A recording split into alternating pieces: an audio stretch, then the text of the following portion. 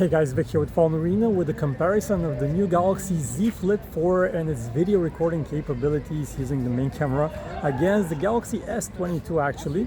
So let me know if you see any differences with the main camera on both these phones as I'm walking here in the park. I'm using the main camera right now, using the phones with their backs towards me. And it's actually nice that on the Z Flip4 you have this kind of glossy back so you can see yourself as you're recording. But let me flip them over. Alright, so this is the view that I have here in the park. This is what it looks like. I don't see any major differences.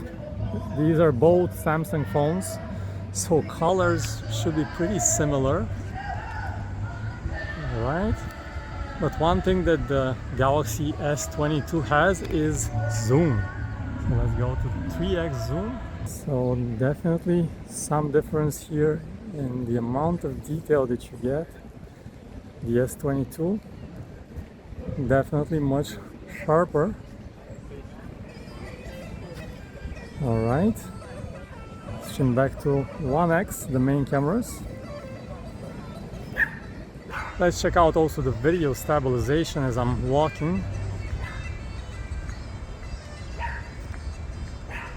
So at first sight, both seem to be doing a pretty good job here.